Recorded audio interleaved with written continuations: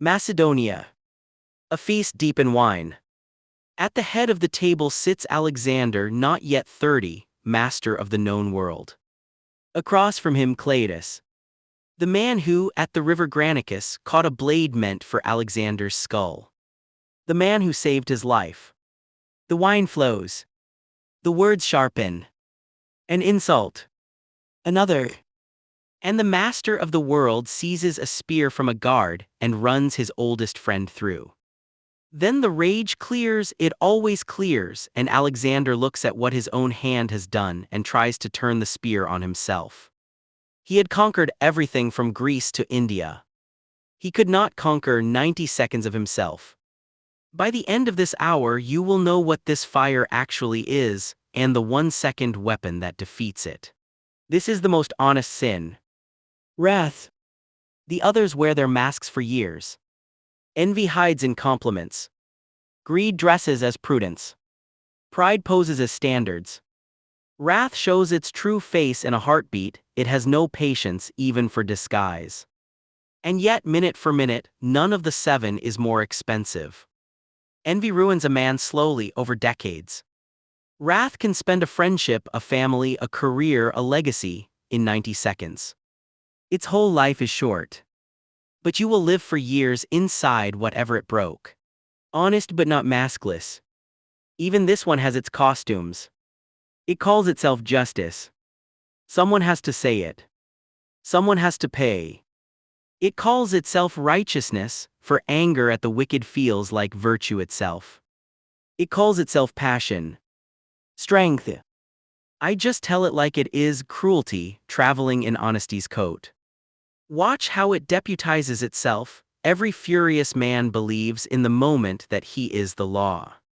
Here is the test, and it does not fail. Justice still wants what is right after the blood cools.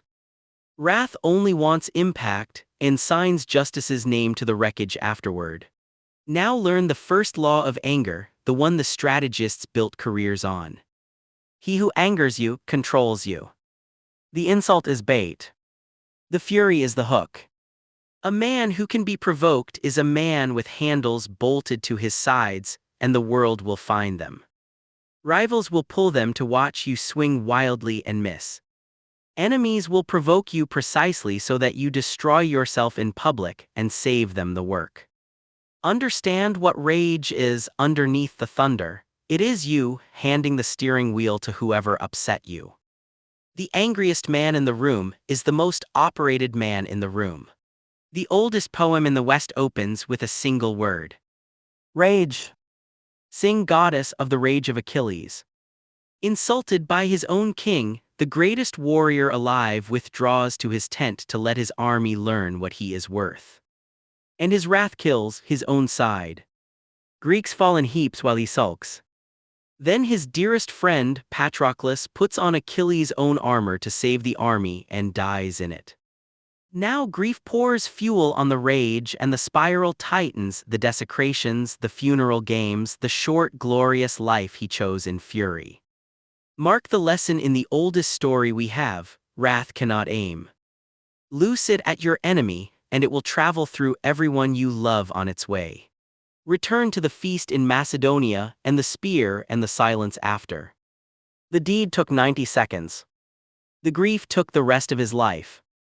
They say Alexander lay in his tent 3 days, refusing food, refusing water, calling Cleitus' name into the dark. The man who had never lost a battle had lost something no campaign could win back. Note carefully who wrath punished. Not the offender. The keeper. Some doors once slammed become walls forever.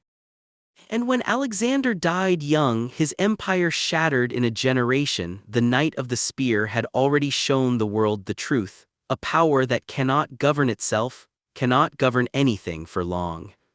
The philosopher Seneca, who tutored an emperor and watched Rome rage, wrote the oldest manual we have on this sin. His diagnosis has never been improved: anger is a brief madness. For its duration, you are simply not yourself. Reason is not weakened, he observed. Reason is evicted. Decisions made in wrath are made by a stranger wearing your face, and you will be the one who lives in what he breaks, pays what he owes, and apologizes for what he said. No contract signed in fever should bind a healthy man. Yet wrath's signatures are the most permanent of all. Never trust that stranger with anything you value. He has your voice. He does not have your future. Run the arithmetic coldly like an accountant of ruin. A minute of wrath can cost years of repair, and some accounts never balance again. The word you cannot unsay. The door you cannot unslam. The face of friends, a lover's, a parent's at the moment it changed. Words leave the mouth in seconds and live in another person's chest for decades. There is an old story of a boy told to hammer a nail into the fence for every outburst, and later to pull one for every day of calm. The day came when every nail was gone. But the fence was full of holes. Speak in anger, and you will deliver the finest speech you will ever regret. And now they have built an economy on your anger. The feed learned long ago that outrage is the most profitable emotion. It spreads fastest, holds attention longest, and never runs out of fuel. So the headlines are engineered to enrage you. The clips are cut to enrage you. The strangers are selected to enrage you. You think you are angry at the world. You are angry at a curated exhibition of its worst hour, assembled because your fury is billable. So before you burn, ask the only question that matters: who sold me this anger, and what did they charge? Rage is the one product where the customer is also the fuel. Yet do not despise the spark itself. Be precise. Anger, the first hot flash, is information. It is the alarm bell that says, a line has been crossed. Your boundary, your dignity, someone weaker than you, something worth defending. Injustice should anger you. The man who feels nothing before cruelty is not at peace. He is asleep. The sin is not the signal. The sin is surrendering to it, burning the letter instead of reading it. Anger rang the alarm. Wrath burned down the firehouse. Read the message. Keep the messenger. And dismiss the mob that came in with him.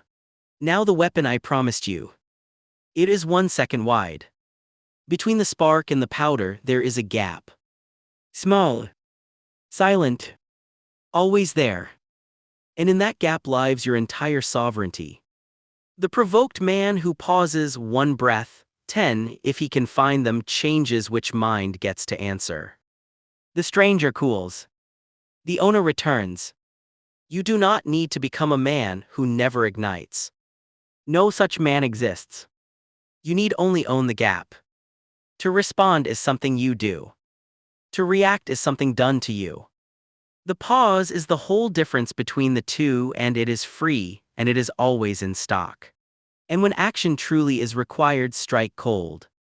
The masters of power never move in the heat. Watch them. The general who waits wins. Fury empties its whole hand on the first day. If a wrong demands an answer, let it be the cold answer, deliberate. Proportioned. Time to the hour of your choosing, not theirs. Anger announces, strategy arrives. Heat is loud and brief and forgiven by no one. Cold is quiet and final. Nothing unsettles an enemy more than a man who was wronged and did not flinch. Because that man is not weak. That man is choosing his moment. Then do the inward work where the fire is actually fed. Ask what your anger is guarding. For beneath wrath there is almost always a softer thing wearing armor. Fear. Hurt. Shame. Helplessness. The man who rages at traffic is not angry at the cars. He is helpless in a life that is running without him, and the horn is the only voice left. So say the truer sentence alone where no one can use it against you: I am not furious. I am afraid. I am hurt. I am not in control. Wrath is a bodyguard. Find out who hired him and what they were so afraid of.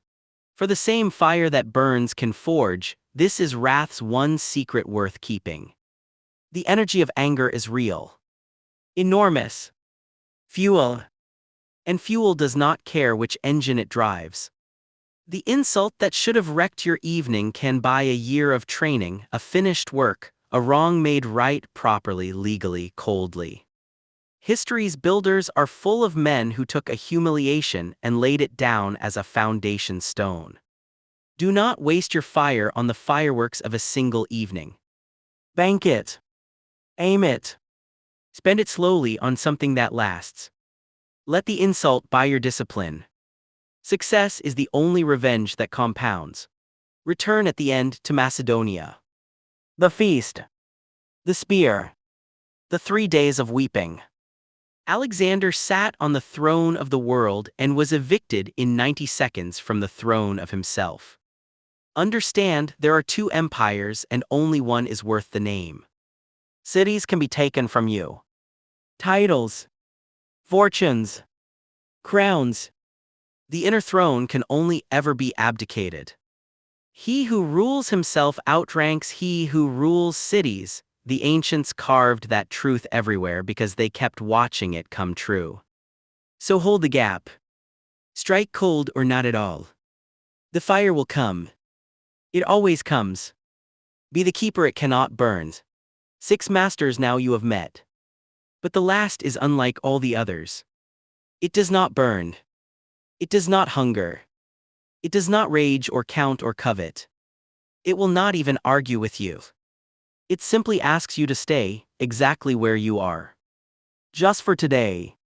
Just for one more day.